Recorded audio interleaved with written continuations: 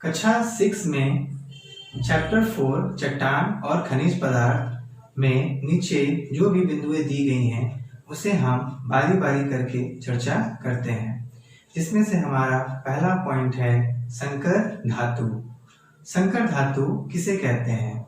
जब किसी एक धातु को दूसरे धातु के साथ मिलाकर पिघलाया जाता है जिससे कि उनका तरल मिश्रण तैयार होता है।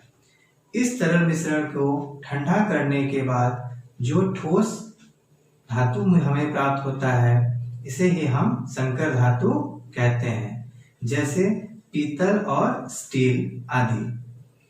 अब हम चलते हैं फॉसिल्स पर। फॉसिल्स को हम जीवाश्म भी कहते हैं। करोड़ों वर्ष पहले ऐसे बहुत सारे जीव जंतु थे जो कि अभी हमें देखने को नहीं मिलते हैं। वे जीव जंतु धरती के नीचे दब गए थे। उनके धरती के नीचे दबने के कारण उन्हीं के जो अंश हड्डी, जिसे हम पत्थर भी कह सकते हैं, के रूप में पाए गए उसे ही हम जीवाश्म कहते हैं। जीवाश्म में जीव का अर्थ होता है प्राणी और अस्म का अर्थ होता है पत्थर, अर्थात प्राणियों के शरीर जो कि पत्थर के रूप में धरती के नीचे पाए गए उसे ही हम जीवाश्म कहते हैं।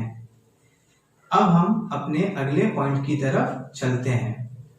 कोयले का निर्माण। कोयले का निर्माण कैसे हुआ? करोड़ों वर्ष पहले बहुत से ऐसे वनस्पति होते थे जो कि हमें अभी देखने को नहीं मिलते हैं। कम जल वाले जो वन थे या पेड़ थे वे धरती के नीचे मिट्टी के अचानक हिलने डुलने से धरती के नीचे ही वे दब गए। करोड़ों वर्षों तक धरती के नीचे दबे रहने के कारण उनमें धरती के ताप और दबाव की वजह से रासायनिक परिवर्तन हुआ और इस रासायनिक परिवर्तन के फलस्वरूप ही ये वनस्पति कोयले के रूप में बदल गए। चलिए अब हम कोयले के उपयोग के बारे में चर्चा करते हैं। कोयले का क्या उपयोग होता है?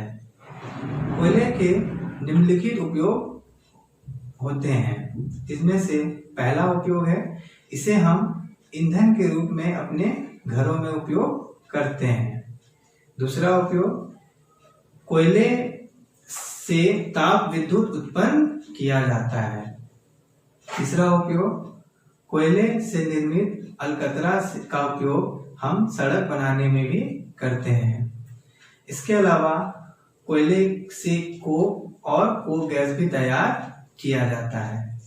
अब हम चलते हैं अपने अगले टॉपिक पर जो कि है ईंधन। जिन पदार्थों को जलाने पर ताप उत्पन्न होता है उसे ही हम ईंधन कहते हैं। ईंधन को हम 3 रूपों में देख सकते हैं। पहला है ठोस ईंधन जैसे लकड़ी और कोयला। दूसरा है तरल ईंधन जैसे पेट्रोलियम, किरासन और डीजल। तीसरा है गैस ईंधन जैसे सीएनजी और एलपीजी। सीएनजी का पूरा नाम कंप्रेस्ड नेचुरल गैस होता है। एलपीजी का पूरा नाम लिक्विफाइड पेट्रोलियम गैस या लिक्विड पेट्रोलियम गैस या तरल प्राकृतिक गैस होता है। चलिए अब हम चलते हैं पेट्रोलियम। पेट्रोलियम के बारे में हम आप लोगों को बतलाते हैं। पेट्रोलियम क्या होता है? पेट्रोलियम एक तरल मिश्रण होता है जो कि चिपचिपी होती है और इसे हम जमीन के नीचे से निकालते हैं। जमीन के नीचे से निकालने के साथ ही इसे हम ईंधन के रूप में उपयोग नहीं करते हैं। ईंधन के रूप में प्रयोग लाने के पहले इसे हमें शुद्ध करना पड़ता है क्योंकि इसमें बालू और मिट्टी जैसी बहुत सारी अशुद्धियां मिली रहती हैं। तो पेट्रोलियम को पहले शुद्ध किया जाता है, उसके बाद ही इसे हम ईंधन के रूप में प्रयोग करते हैं। चलिए अब हम चलते हैं प्राकृतिक गैस की तरफ। जिन कुओं से पेट्रोलियम निकाली जाती है उन्हीं कुओं से प्राकृतिक गैस प्राप्त की जाती है।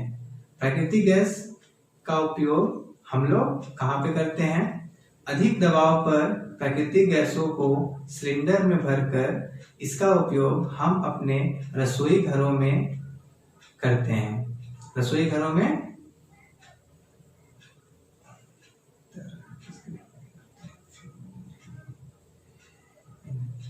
प्राकृतिक गैस।